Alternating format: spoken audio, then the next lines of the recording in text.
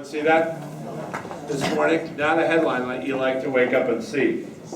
And as I looked at that headline, I thought about what was happening on the show today. It's not often I get to introduce the same person twice in one day, but I am very happy to have done it once on the radio this morning and again in front of you tonight. I met Rebecca Bradley, Judge Bradley, a couple of months ago at a CR leadership conference, as a matter of fact, at UWM, and I was so impressed with this person.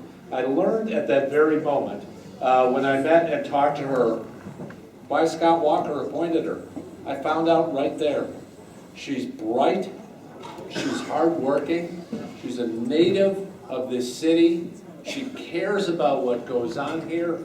It's the type of person that you want to have as a circuit court judge, especially in these sometimes very, very tough times. And for those of you who heard the show this morning, you learned that too. It's why she's been endorsed by the police and all sorts of first responder groups, because they know what Scott Walker saw, and that is Rebecca Bradley not only was gonna be a great judge, but she is a great judge.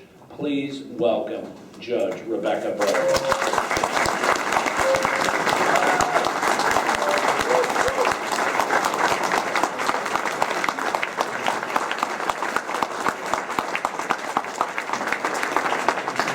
Good evening, everyone. I am so delighted to have the opportunity to speak to you tonight, and I know the evening is getting long, and I appreciate all of you sticking around to hear from me. And although I practiced law for 17 years and I'm a well-trained attorney, I promise to be brief.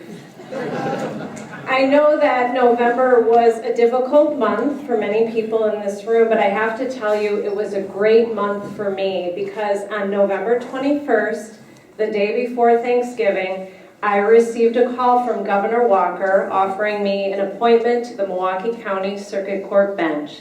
And I was so honored and so proud to accept that offer. And after I hung up with Governor Walker, the first thing I did was say a prayer, because I knew I had a tough road ahead of me for the next 4+ months. The second thing I did was to get right to work. I had 16.5 years of private legal practice to transition in 2 weeks, and I had to launch a campaign because I knew that I would have opposition coming, and I did. I was sworn in on December 6th, and I swore an oath to support and uphold the Constitution of the United States of America and the Constitution of the great state of Wisconsin, and it was a very proud day for me. I was assigned to Children's Court by the Chief Judge in Milwaukee County, and I was so glad that he chose Children's Court for me, because there were two things that motivated me to seek the bench.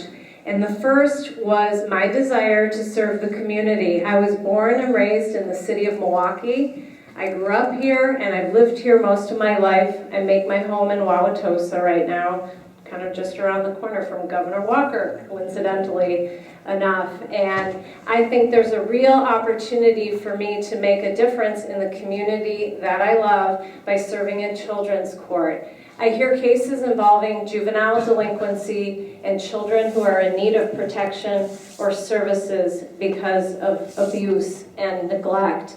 And one of my very important jobs on the bench is to try to prevent these juvenile offenders or these children who are in dire need from entering the adult criminal system. And so whether you live in Milwaukee County or outside of Milwaukee County, the work that we do in Milwaukee County as judges is really critically important, and I'm very proud to be able to serve my community this way.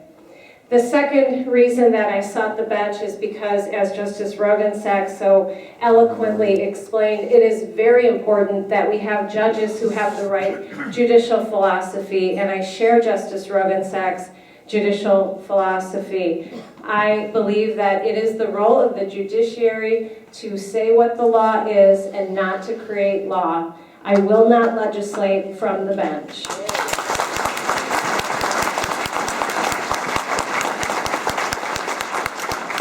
Having grown up in Milwaukee, and my mom still lives here in the house I grew up in, 3 miles from my house, I am very committed to the safety of the community and the law enforcement community, and our first responders have recognized that. I have endorsements from all of the major law enforcement and first responder groups in the county, including the Milwaukee Police, the Milwaukee Police Supervisors, the Milwaukee Professional Firefighters, and the Milwaukee Deputy Sheriff's Organizations.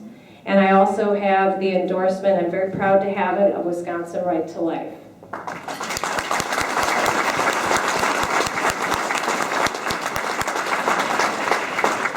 As you've heard repeatedly, and I'm going to say it one more time, there's a very important primary coming up on Tuesday, February 19th. I am on the ballot. I am listed third on the ballot. I have 2 opponents. One of my opponents has the Democratic Party chair of Milwaukee County running his campaign, and my other opponent is an avowed member of the Democratic Party and signed the recall petition against our governor.